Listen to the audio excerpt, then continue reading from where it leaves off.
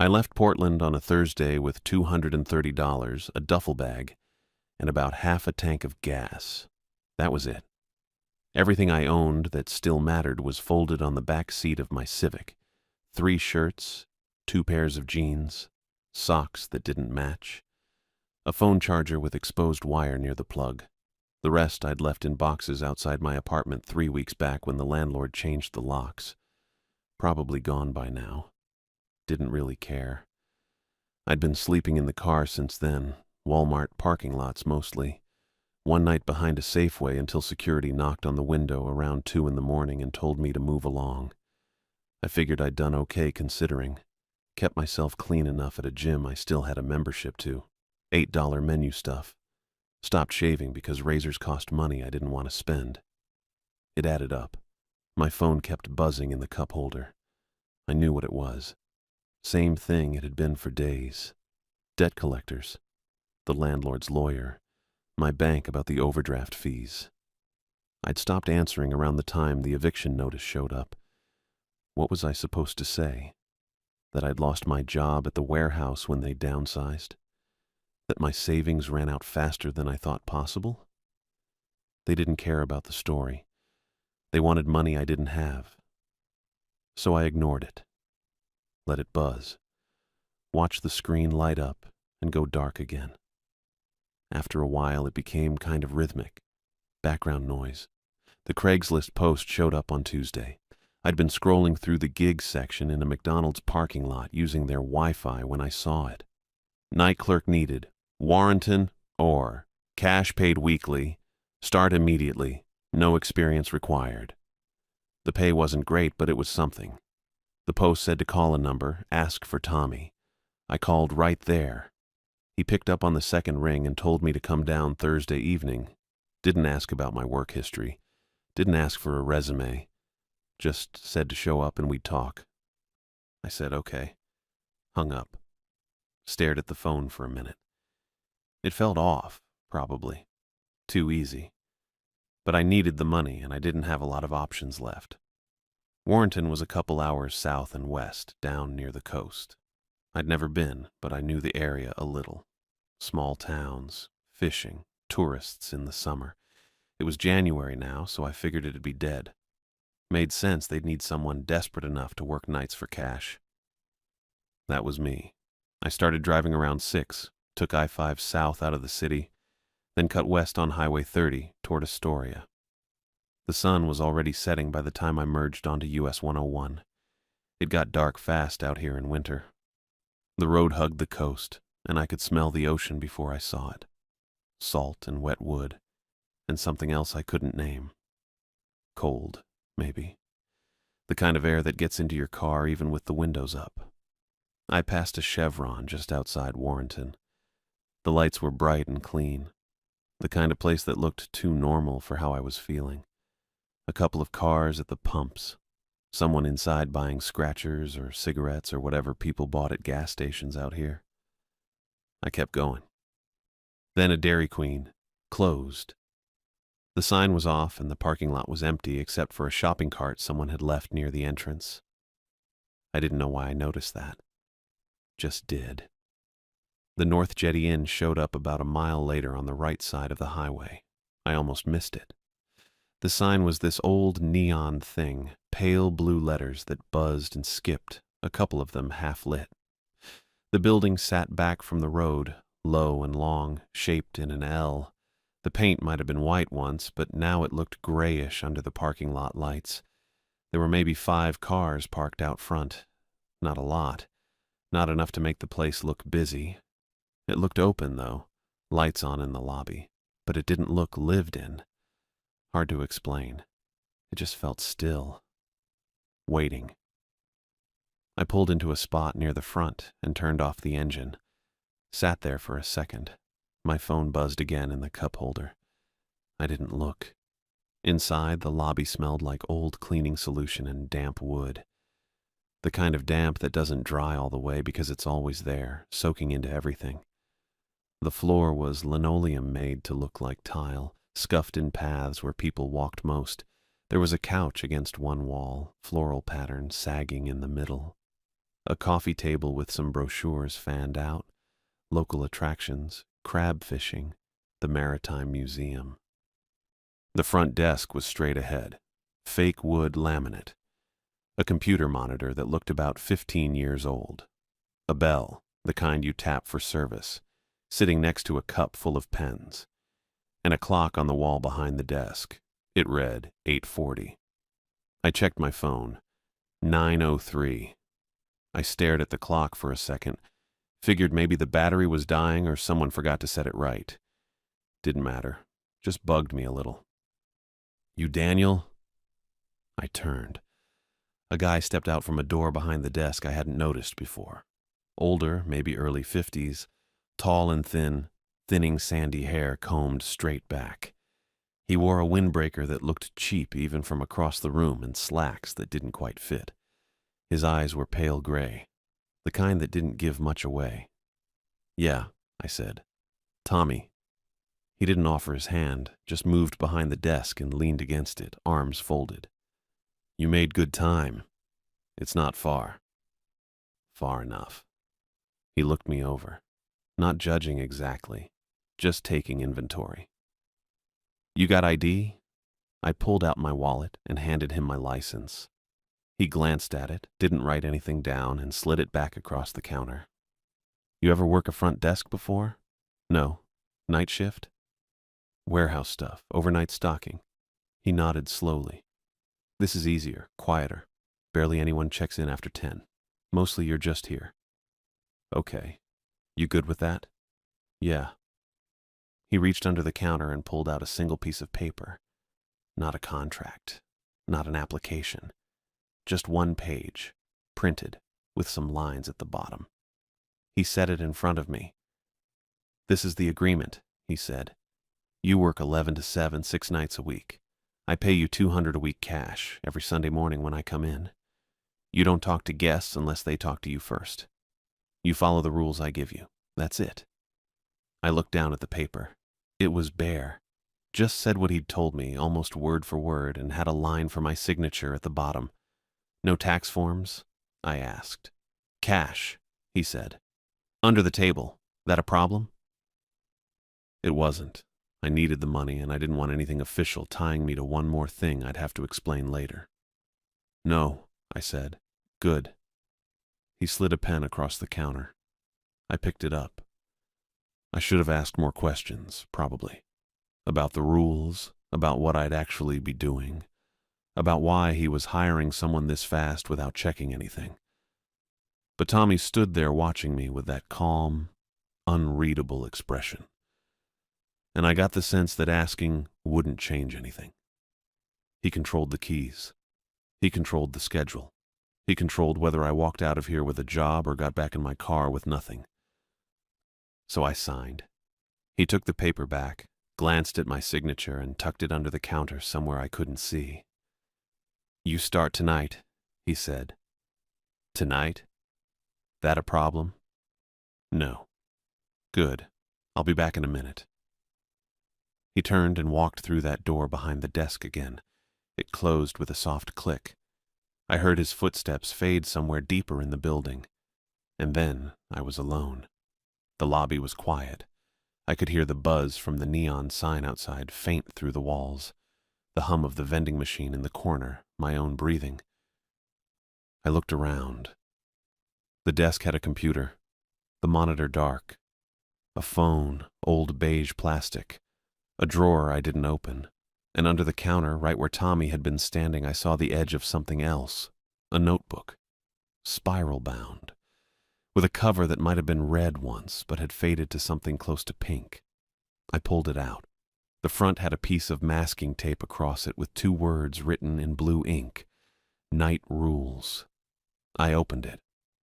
I flipped the notebook open to the first page. The paper was yellowed at the edges, and someone had written in neat block letters at the top, "Night Desk Rules." Below that, 5 numbered lines in blue ballpoint pen. The handwriting didn't match Tommy's vibe at all. Too careful, too deliberate. Rule 1. Do not leave the front desk unattended between 11 p.m. and 7 a.m. Okay, standard enough. I'd worked overnight warehouse shifts before.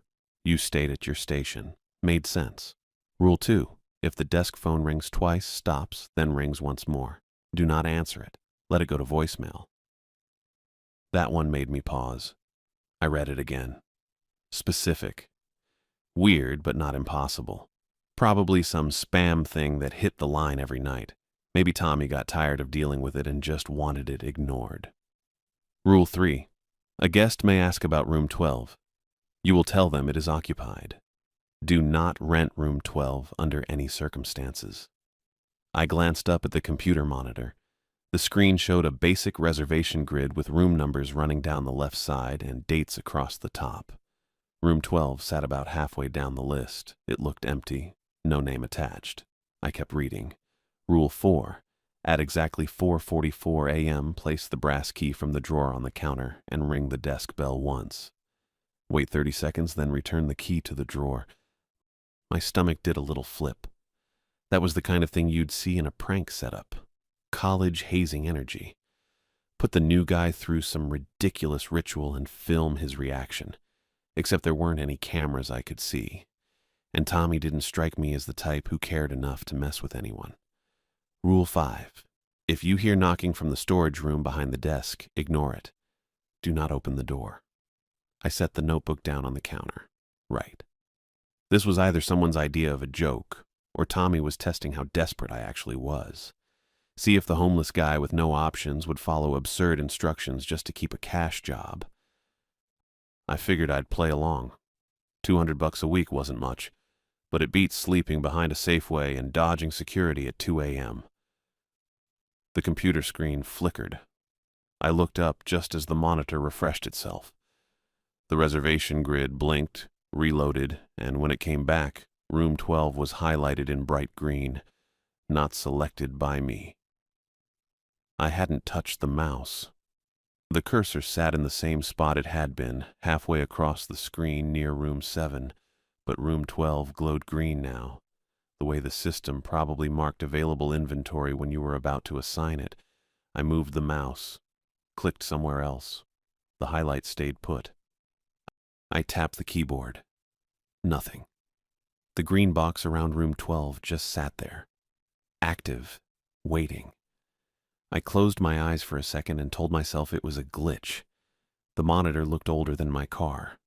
Probably the software was just as busted as the neon sign outside. Some automated process trying to flag vacant rooms, or maybe the system defaulting to a test mode Tommy forgot to disable. I opened my eyes. The green highlight was gone. Room 12 looked normal again, empty, but not glowing. "Okay," I said out loud. My voice sounded thin in the quiet lobby. I left the notebook on the counter and sat down in the chair behind the desk. It was one of those rolling office chairs with a torn seat cushion, the kind you'd find on a curb with a free sign. I could feel the springs through the foam. The clock on the wall still read 8:40-something. My phone said it was 9:27. I decided not to think about it. For the next hour and change, nothing happened. A couple walked in around 10:15. The guy was tall, solid build, short, light brown hair, wearing a travel jacket that looked clean but rumpled. The woman next to him was shorter, blonde hair past her shoulders, green eyes that scanned the lobby before she stepped all the way inside. She had a small overnight bag slung over one shoulder. "Hey," the guy said, "we've got a reservation." Gross. I pulled up the system, found their names. Michael and Maddie Gross. Room 8. Checked in for 2 nights. Prepaid online. "Got it," I said. "Just need an ID and a card on file." Michael handed over his driver's license. I copied the information into the fields on screen, moving slow because the keyboard stuck on half the keys. Maddie waited next to him, quiet, her hand resting on the strap of her bag. "You're all set," I said. Grabbed the key for room 8 from the board behind me and slid it across the counter. "Straight down the hall, 4th door on the left. Checkout's at 11. "Thanks," Michael said. He took the key and gave me a nod. Maddie smiled a little. didn't say anything. They headed down the hallway together, and I heard the door to room 8 click shut a few seconds later. Normal. Totally normal. I exhaled and leaned back in the chair. The springs creaked under me. Maybe this was just a regular night shift. Maybe the rules were Tommy's weird way of filtering out people who'd bail at the first strange detail, and the actual job was boring as hell. I could do boring. I'd take boring over sleeping in my car in a Walmart parking lot, with my phone buzzing nonstop from debt collectors. Around 11:40, the front door opened again. A stocky guy in a trucker cap walked in. He had graying black hair buzzed short, a heavy brow, stubble on his jaw, and an oil-stained reflective jacket that looked like it had seen a lot of highway miles. He didn't look at me. Just walked straight to the vending machine in the corner and pulled the fridge door open. He grabbed a Coke, let the door swing shut, walked over to the counter and set $2 bills down without a word. "Thanks," I said. He nodded once, took the Coke and left. The door swung shut behind him, and the lobby went quiet again. I picked up the 2 bills and stuck them in the drawer under the counter where I'd seen Tommy pull the job offer sheet from earlier. There was a brass key in there, too. Small, old-looking, with a worn edge and a round head. I stared at it for a second, then closed the drawer. The rules sheet sat next to the computer keyboard. I tried not to look at it. Instead, I started organizing the counter. Stacked the brochures that were scattered near the edge. Wiped dust off the phone with my sleeve. Straightened the cup of pens. Found a sticky notepad under a pile of old reservation printouts and moved it closer to the keyboard in case I needed it. My phone buzzed in my pocket. I pulled it out. Another call from a number I didn't recognize. I declined it and set the phone face down on the counter. The wall clock ticked. Still wrong. Still didn't matter. I glanced at my phone. 12:17 a.m. The lobby felt too quiet. I could hear the buzz from the neon sign outside, the hum of the vending machine fridge, and my own breathing. I looked at the rules sheet again. If the desk phone rings twice, stops. Then rings once more. Do not answer it. My eyes moved to the beige phone sitting next to the computer monitor. It was the kind with physical buttons and a curly cord, probably older than I was. The plastic was yellowed, and there was a piece of masking tape on the base with a 4-digit extension written in marker. I checked my phone again. 12:19. The desk phone rang. Loud, sharp, the old-fashioned trill that rattled through the plastic receiver. I froze. It rang again, then stopped. Silence dropped over the lobby like a weight. I stared at the phone. My hand hovered a few inches above the counter, halfway to picking it up before I'd even realized I was moving. 3 seconds passed. The phone rang once more. Just one trill. Then nothing. My heart kicked hard in my chest. I pulled my hand back and pressed it flat against the counter. The phone sat there, silent, ordinary. I waited. It didn't ring again. I answered it anyway. Not because I was scared. I was annoyed. The phone had already done its little pattern, and I'd followed the rule, and now it was just sitting there on the counter looking smug, like some test I'd already passed. I figured maybe it was Tommy calling from wherever he'd disappeared to, or maybe the system had some automated thing that didn't line up with the handwritten rules in the notebook. Either way, I wanted to know. I picked up the receiver and pressed it to my ear. For a second, nothing. Just dead air. Then I heard breathing. My breathing. It came through the earpiece maybe half a second behind what I was actually doing. I inhaled, and a moment later I heard the same inhale echo back at me through the phone. I held my breath to test it, and the sound on the line did the same, delayed just enough to make my skin crawl. Then came the scraping. It started low, like something sharp dragged slowly across glass. Fingernails, maybe, or something that wanted me to think it was fingernails. The sound layered over the breathing, rhythmic and deliberate, and I could feel it in my teeth. I slammed the receiver down hard enough that the bell inside rang a little. My hand was shaking. Not a lot. Just enough that I noticed. I stared at the phone for maybe 3 seconds, then grabbed the cord where it plugged into the wall and yanked it out. The plastic clip snapped free and the whole thing went dead. I set the cord on the counter and kept my eyes on it, half expecting it to slide back into the jack on its own. It didn't. It just sat there in a loose coil next to the notebook. I wiped my palms on my jeans. They were damp. Probably should have followed the rule. That's what I was thinking. The notebook said don't answer. And I'd answered anyway, because I thought I knew better. Because I was annoyed. That was stupid. I checked my phone. 12:24. The computer monitor flickered again, same as before, and when I looked at the screen, the reservation grid was still up. Room 12 wasn't highlighted this time. Everything looked normal. I moved the mouse just to do something with my hands. That's when I noticed the security monitor. It was a small black and white screen bolted to the wall just above the counter, angled down so you could see it from the chair. I hadn't paid much attention to it before. The image was grainy and split into 4 feeds: front door, parking lot, hallway, and what looked like the back exit.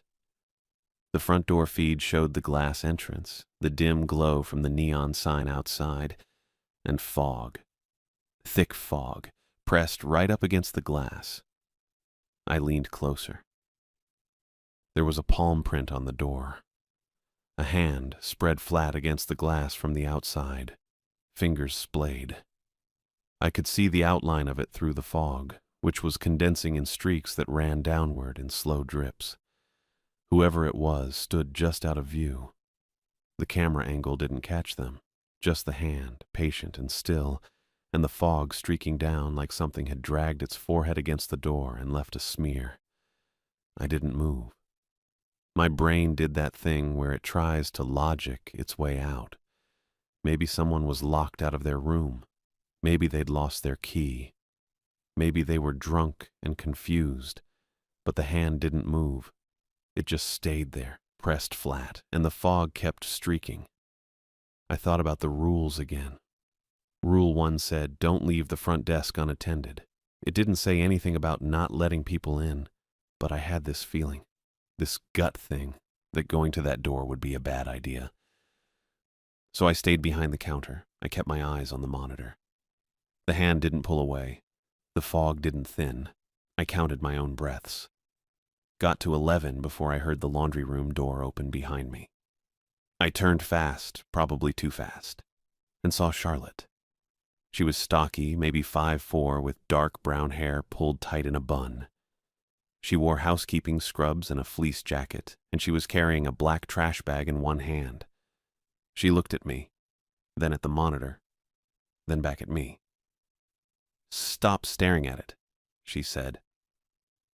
Her voice was firm, not loud, just the kind of tone that didn't leave room for argument. I opened my mouth, probably to say something dumb, but she cut me off. "Follow the rules exactly." She stepped closer and set the trash bag on the floor. "You knew?" "Yeah," I said. "Started tonight." She nodded once, like that explained everything.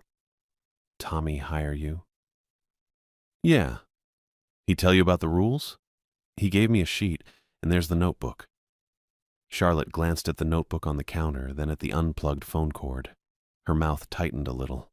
"You unplug that?" "Yeah." "Good." She picked up the trash bag again.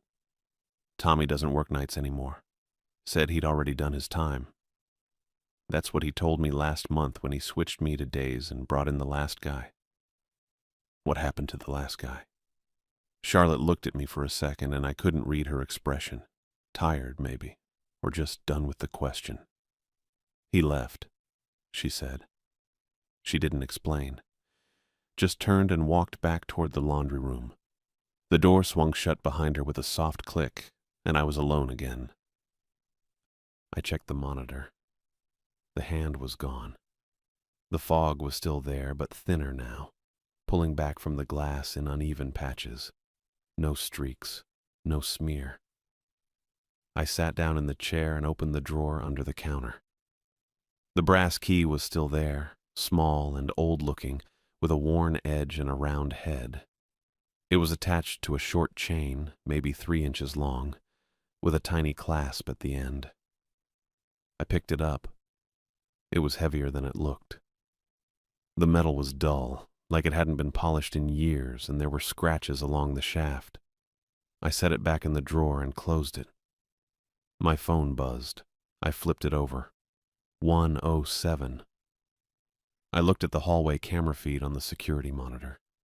Wet footprints. They were appearing on the carpet one at a time, like someone was walking down the corridor. Except there was no one there.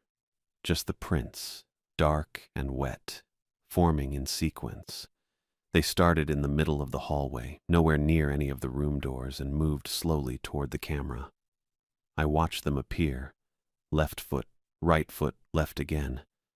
I didn't move, didn't look away. Just sat there and counted them as they formed, one set at a time, until they stopped just outside the camera's lower edge. Then nothing. I kept my eyes on the screen. My hands were flat on the counter. The notebook was still open next to me, and I could see Rule 5 from the corner of my eye. Ignore knocking from the storage room behind the desk. Do not open the door. I waited.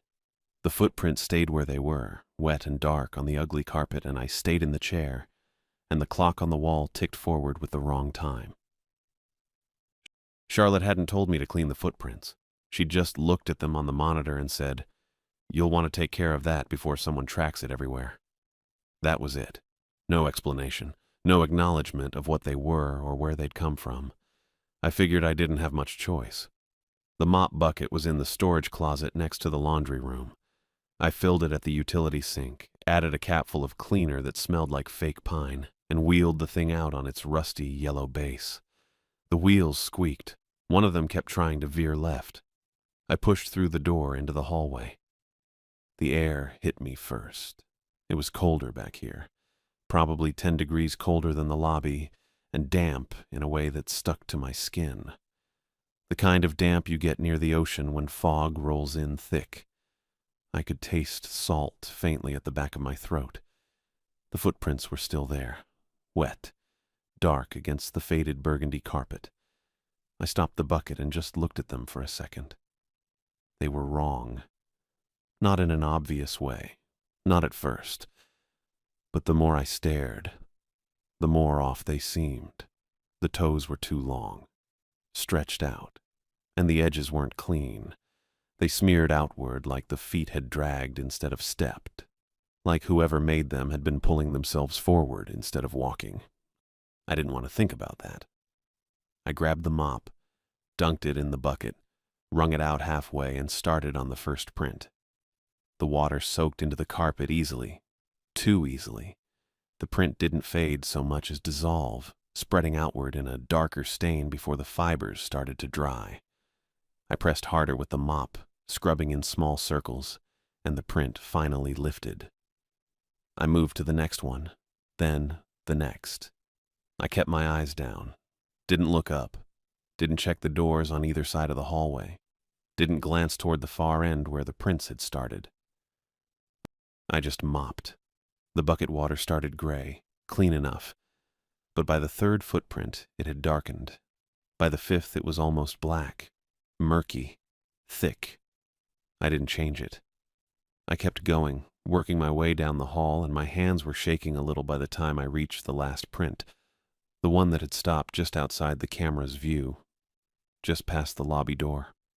I mopped it up, wrung the mop out one last time. The water that dripped back into the bucket was the color of old tar. I shoved the bucket back through the door into the lobby, wheels squeaking the whole way, and parked it next to the front desk. My breath came out harder than it should have. I wiped my palms on my jeans again and sat down in the chair. The hallway monitor showed clean carpet. No prints, no wet spots. I tried to pretend the shift could still be normal. It wasn't. The computer made a soft chime around 1:20. I looked up from the notebook. I'd been reading the next page, more rules I didn't want to think about yet, and saw a new reservation pop up in the system.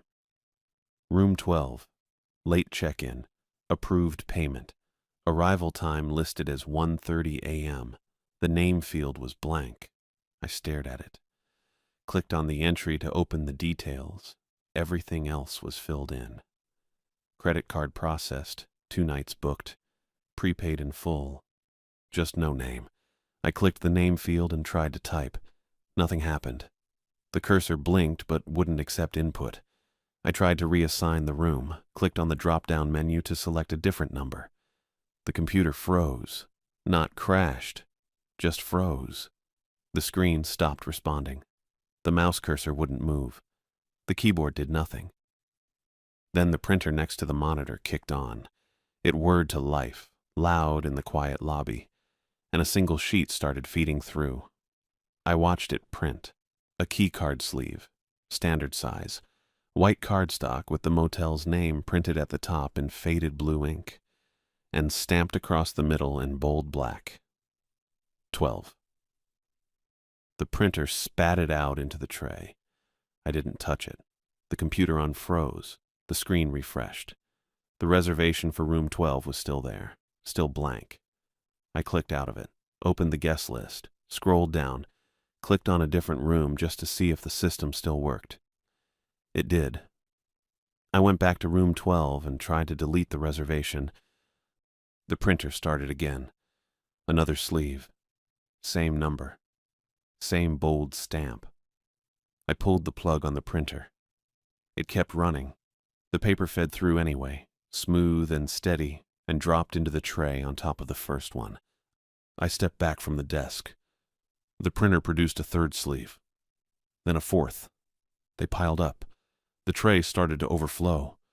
The sleeves slid off onto the counter, fanning out in a messy stack. I could smell them now, faintly briny, like seawater, like the footprints. The paper was damp. I didn't touch any of it. The printer stopped after the 7th sleeve. The motor shut off. The lobby went quiet again, except for the buzz of the neon sign outside.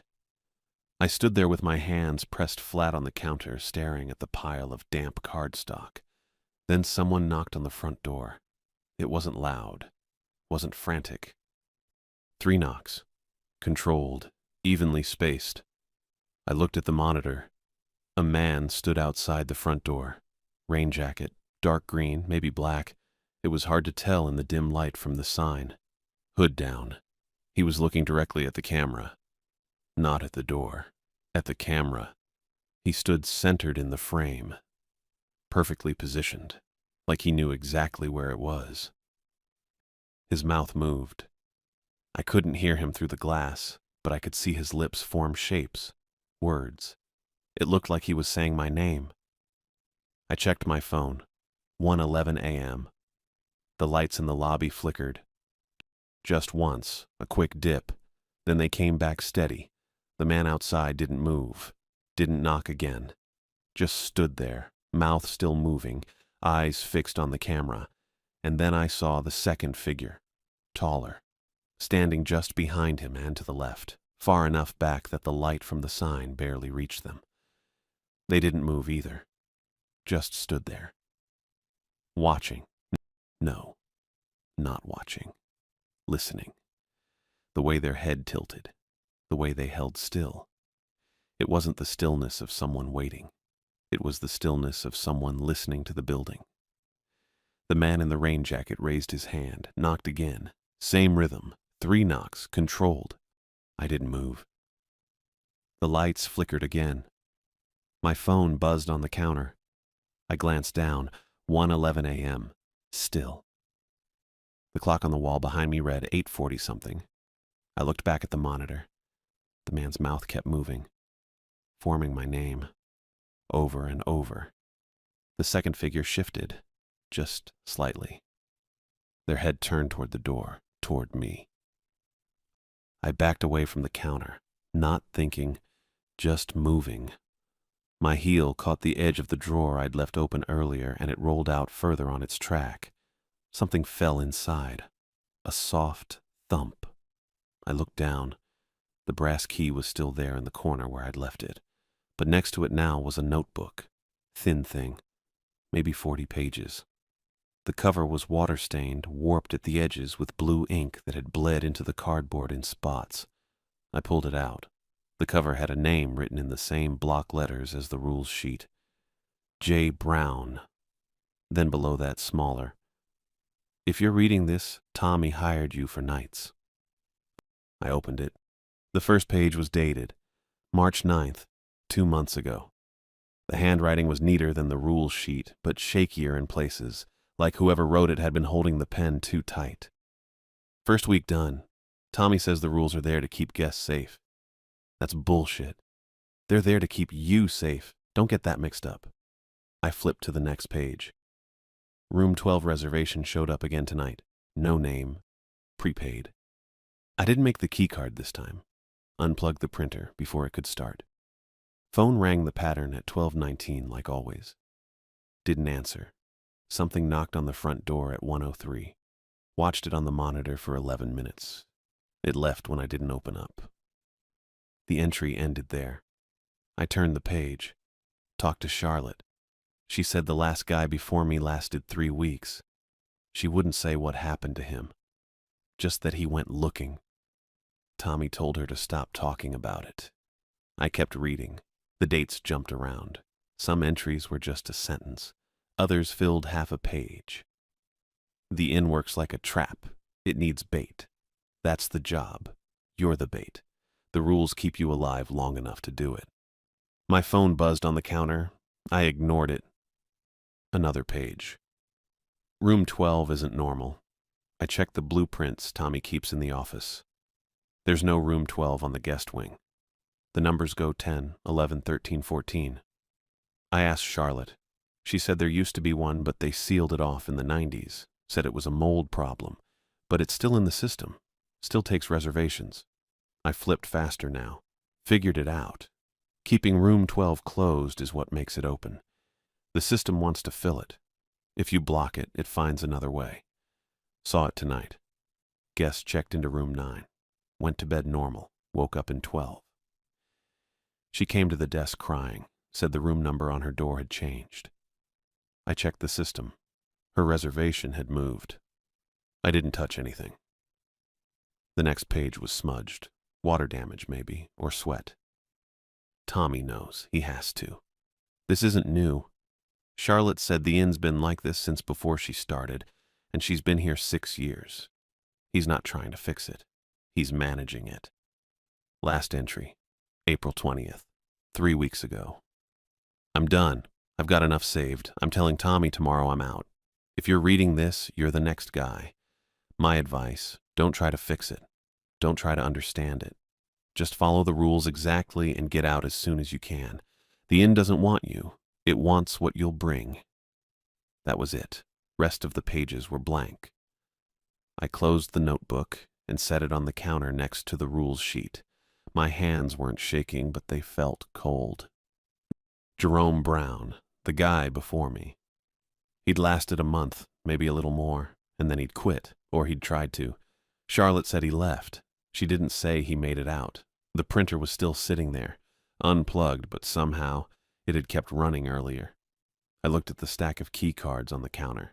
7 of them, all stamped with 12. All damp. I reached for the power cord where it hung loose from the wall and pulled it the rest of the way out. The plastic housing around the plug cracked a little more, but it came free clean. Nothing happened. Printer stayed silent. I picked up the cord and traced it back to the machine, found where it connected at the rear panel. The plug was seated tight in its socket, a little rectangular port with 2 prongs and a grounding pin. I yanked it. The cord came out. The printer made a soft clicking sound, like something inside settling, and then stopped. The lobby went quiet. Not just quiet. The kind of silence where you notice everything else. The hum of the vending machine. The buzz from the dying neon sign outside. My own breathing. I stood there holding the power cord in both hands. The plastic was still faintly warm. Then I heard it. The front door handle. Turning. Slow. I looked at the monitor. The two figures were still there. The guy in the rain jacket had his hand on the handle now. I could see his fingers gripping it, testing it, putting pressure on the mechanism inside. The lock held. He turned it the other way, a full rotation, then back again, not forcing it, just checking. Methodical. The second figure hadn't moved, still standing behind him in that half-lit space under the failing sign, head tilted like they were listening to something I couldn't hear. The handle stopped moving. The guy in the rain jacket let go and stepped back. His mouth moved again. I couldn't hear him through the door, but I saw the shape. My name. He was saying my name. Then both of them turned and walked out of frame. I watched the monitor, waited. They didn't come back. At 2:18, Charlotte came through the laundry room door. She looked bad, pale. Her hands were shaking and she was breathing hard, like she'd been running or trying not to panic or both. I stood up. What happened? Back exit won't open. Her voice was tight, clipped. I tried the push bar. Tried the manual release. It's not locked. It just won't move. You mean it's stuck? I mean it won't move. She walked to the counter and put both hands flat on it, leaning forward. I pushed hard enough to bruise my shoulder. Didn't budge. I checked my phone. 2:18. Same as hers, probably. I tried calling my brother, she said. No signal. I've got 3 bars normally. Now it's nothing. She pulled her phone out of her jacket pocket and held it up. The screen showed 0 bars. No service. I picked up my phone. Same thing. Full battery. No signal. When did that start? Don't know. I didn't check until just now. She put her phone away and looked at me. You read Jerome's notebook yet? I glanced at the thin, water-stained book on the counter. Yeah. Then you know. Know what? Tommy sold the rules like they were protection, safety guidelines. Do this, don't do that. Everyone goes home fine. She shook her head. Jerome figured it out. Took him 3 weeks, but he got there. The rules aren't protection, they're feeding instructions. I didn't say anything. There's something under this building, Charlotte said. Comes in with the tide. Jerome wrote about it in the back pages. The ones that got wet. I didn't see that. Last 5 pages, they're stuck together. You have to peel them apart. She reached for the notebook, flipped to the back, and carefully separated 2 pages that had dried fused. The ink was mostly gone, but I could make out fragments. Below the foundation, high tide at 3:47. Sounds like breathing. Charlotte closed the notebook. Tommy's not managing the inn. He's managing what's underneath it, and we're part of the process. What process? I don't know, but Jerome thought the night shift was bait, something to keep it occupied, keep it fed. She looked at the monitor, at the empty front door feed, then back at me. He tried to leave early one night, made it to his car. Tommy found him in the parking lot at 4 a.m., sitting behind the wheel, engine running, just staring at the building. Wouldn't talk, wouldn't move. Charlotte and Tommy had to pull him out. And then he finished his shift. Came back the next night, and the night after that. Didn't try to leave again until his notice was up. Did he make it out? Charlotte didn't answer right away. Finally, she said, I don't know. He stopped showing up. Tommy hired you a week later. My phone still showed 2:18. I looked at the wall clock. Still wrong. Still frozen at 8:40-something. The reservation system chimed. I looked at the screen. Room 12 was still there. Check-in time, 1:30 a.m. We were past that now, almost an hour past. But the room was still listed as pending. I'd been sitting still too long. That was the problem. Just reacting. Following the steps. Watching things happen like I was part of the furniture. The printer had tried to process me. That's what it felt like. Tried to make me part of its routine. Print the cards. Make the keys, check in the guest. Keep the system running. I wasn't going to let the building do the same thing. I opened the drawer and took out the brass key. The metal was still cold, still heavier than it should have been. Charlotte saw me pick it up. "What are you doing?" "I'm going to figure out what room 12 actually is." "Don't." "I'm not just sitting here. Jerome tried that. He went looking. You know what happened. He came back. He came back wrong." Charlotte's voice went flat, hard. "I saw him that last week. He wasn't sleeping, wasn't eating, just staring at the monitor, watching the feeds, waiting for something. He wouldn't tell me what." I closed my fist around the key. "The rules say to put this on the counter at 4:44. Ring the bell. Wait 30 seconds. Then put it back." So? So what's it for?" Charlotte didn't answer. I pocketed the key and walked toward the door behind the desk. The one Tommy had used when he left me alone on my first night. The one that led to the staff hallway. "Where are you going?" Charlotte called after me. "Pool's back here, right?" "Yeah, but I'm just looking." I pushed through the door. The hallway on the other side was narrow.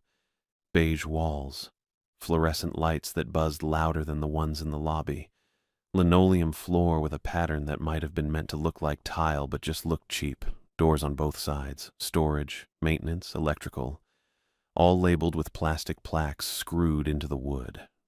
I walked past them. The air back here was colder, damper.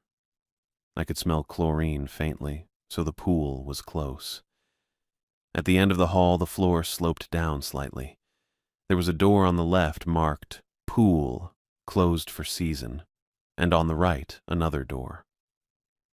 Old wood, darker than the others. No plaques, no labels, just a brass number screwed into the center. 12. I stopped walking. This wasn't on the guest wing. I'd been down that hallway when I mopped the footprints. The rooms there were numbered in sequence. This was staff side, behind the desk, somewhere guests weren't supposed to go. But the number was clear. Polished recently, maybe. It caught the fluorescent light and gleamed. I reached into my pocket and pulled out the brass key. It fit the door. I could tell just by looking. Same age, same wear pattern on the metal. I held it up to the lock. Then I stopped. Jerome's notebook. Keeping room 12 closed is what makes it open. I pulled my hand back. The key stayed in my palm. The door stayed shut. And I stood there in the hallway, one step away, trying to decide what happened next.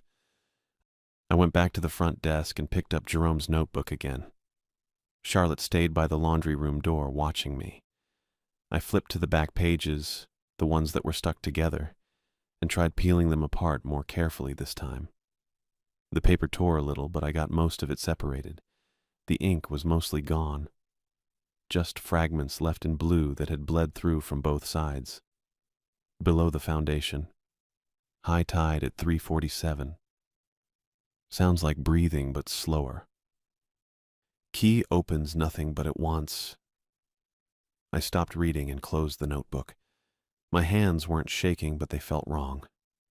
Too cold. I set it down next to the rules sheet and looked at Charlotte. "Jerome thought the key was part of a trade," she said. I didn't ask what kind of trade. I already knew. The brass key in the drawer. Rule 4.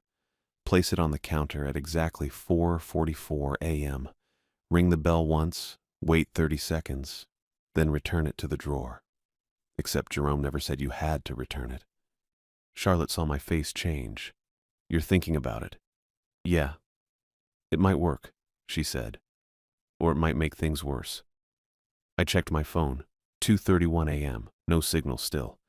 The battery was at 68%. I opened the drawer and looked at the brass key sitting in the corner.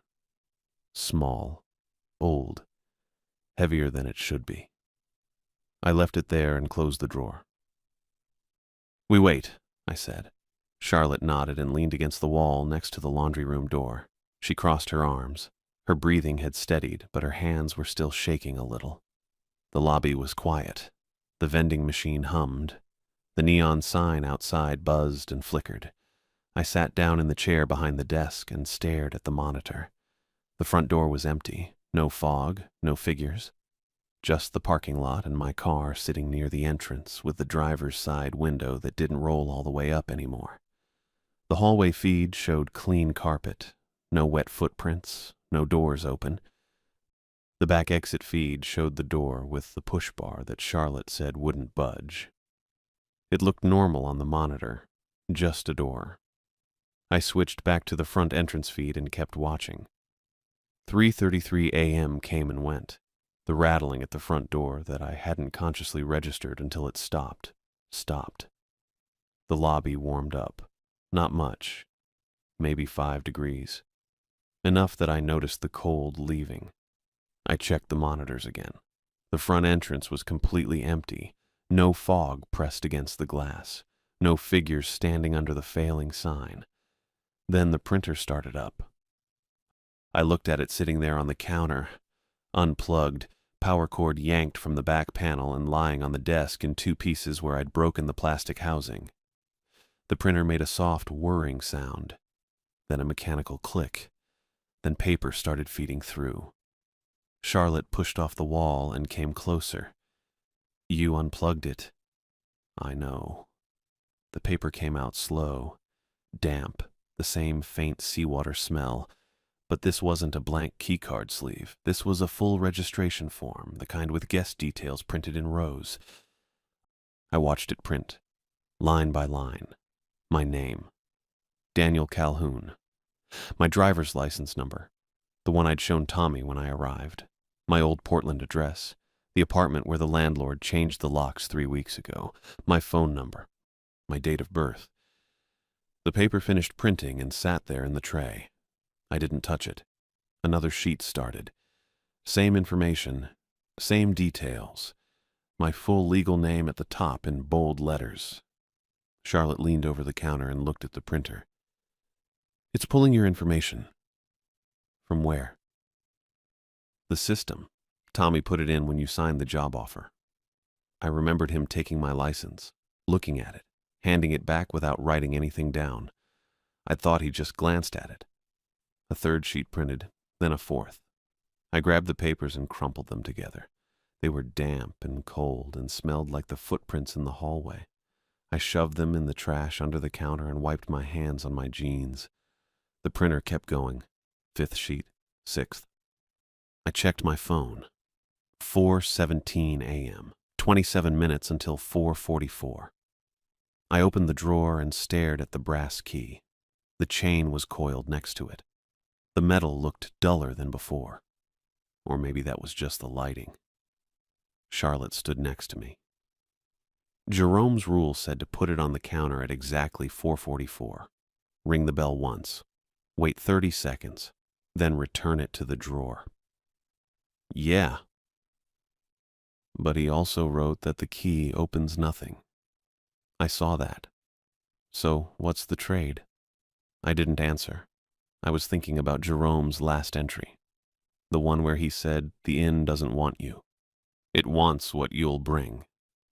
The printer stopped. I looked over. 7 sheets total sitting in the tray, all with my information. All damp. I left them there.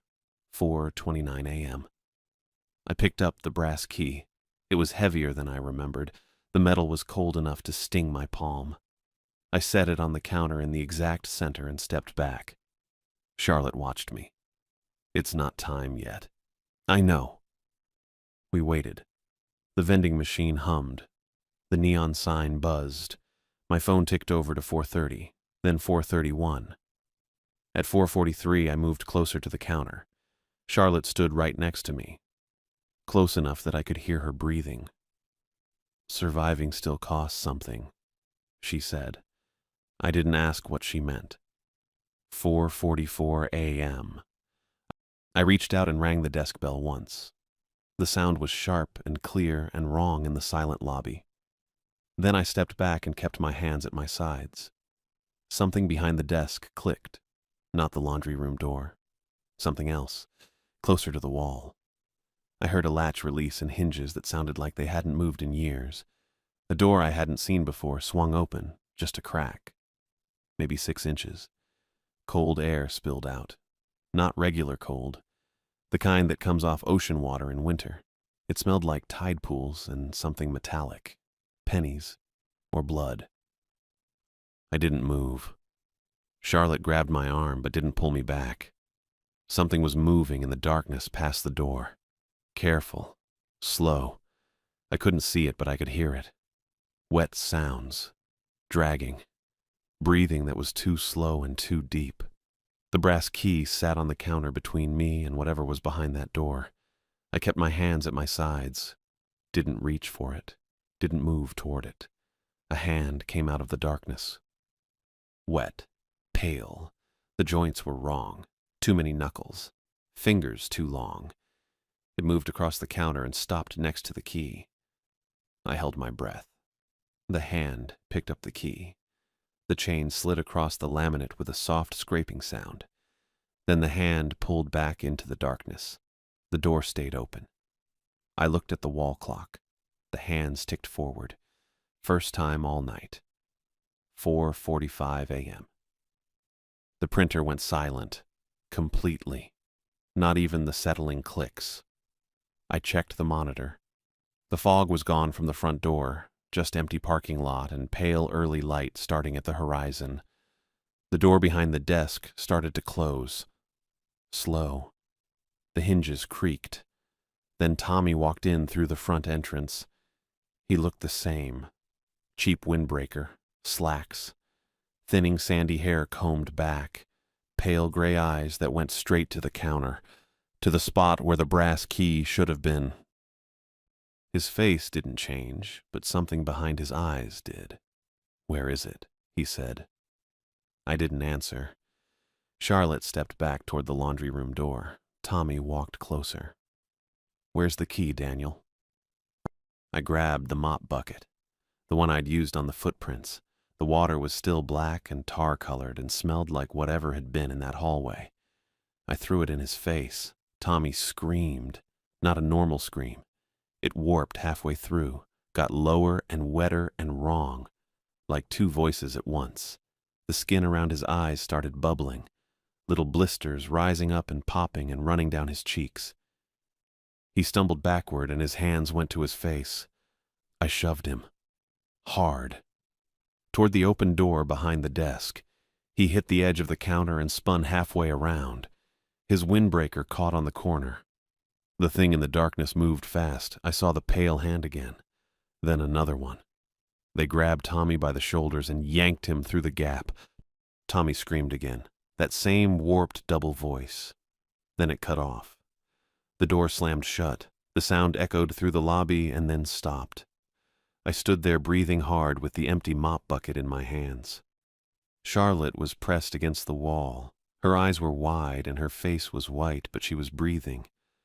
The wall clock read 4:51 a.m. I checked the monitor. The parking lot was getting lighter. Dawn coming. The front door was clear. "We need to leave," Charlotte said. "Yeah." I didn't grab my stuff from the car. Charlotte didn't grab anything from the laundry room. We just walked out the front door and got in my Civic. I started the engine and pulled out of the parking lot without looking back. We drove straight to the Warrenton Police Department.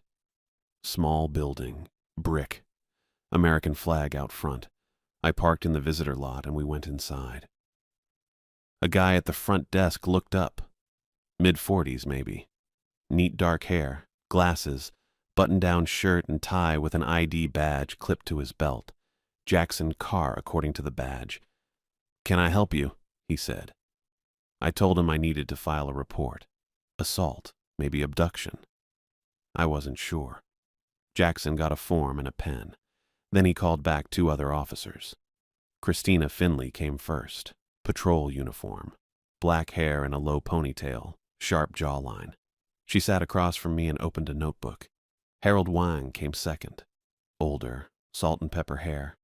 Rumpled suit jacket. He leaned against the wall and watched me while I talked. I told them everything. The job, the rules, Jerome's notebook, the thing under the building. Tommy getting pulled through the door. Christina wrote it all down. Harold asked questions. Jackson typed. When I finished, Harold looked at Jackson. Run the name. Thomas Taylor. North Jetty Inn. Jackson typed for a minute, then he frowned. No employment record? No business license under that name either. Christina looked at me. You said he hired you Thursday night? Yeah. Did you sign anything? A job offer. 1 page. He took it after I signed. Harold pushed off the wall. We'll send officers to check the location. They did. 2 patrol cars. I waited in the lobby with Charlotte while they drove out. They came back an hour later. Christina found me in the waiting area. The lobby was empty, she said. Front desk was there, computer, phone. We found a damaged printer. No sign of Thomas Taylor. No sign of anyone else. The notebook? I said. Didn't see one. I sat back in the plastic chair. My hands were shaking now, finally. Harold came over. We'll keep the case open. If you remember anything else, call. He handed me a card. I put it in my pocket. Charlotte and I left. I drove her to her brother's place in Seaside. She got out without saying much. Just thanked me and closed the door. I kept driving, got back on 101, headed south toward Portland. I had $200 in my pocket from the week I didn't finish. My car had a quarter tank. My phone had no messages. I stopped at a gas station outside Cannon Beach and filled up. Inside, I bought a coffee and a breakfast sandwich. The guy at the register asked if I was passing through. Yeah, I said. Where you headed? Not sure yet. He nodded, like that made sense. I got back in my car and kept driving. The sun was up now, full daylight. The ocean was gray and calm on my right. I thought about Jerome's notebook, about Tommy's face when the water hit him, about the hand that took the brass key. I thought about desperate jobs and the things people don't tell you when they're hiring. I made it back to Portland by noon. I didn't go to the apartment with the changed locks. I parked behind a McDonald's and used their Wi-Fi to look for work. No night shifts. I scrolled past anything that said overnight. Anything that said immediate start, no experience, cash weekly. I found a dishwashing job at a diner, day shift. They wanted me to come in for an interview that afternoon. I went. I got the job. I started the next morning. I'm still doing it. The pay's bad and my back hurts and I'm still sleeping in my car most nights, but I work when the sun's up. I clock out before dark. And I don't take jobs from people who won't put their name on paper. That's it. That's what I learned at the North Jetty Inn. Stay desperate if you have to, but don't stay stupid.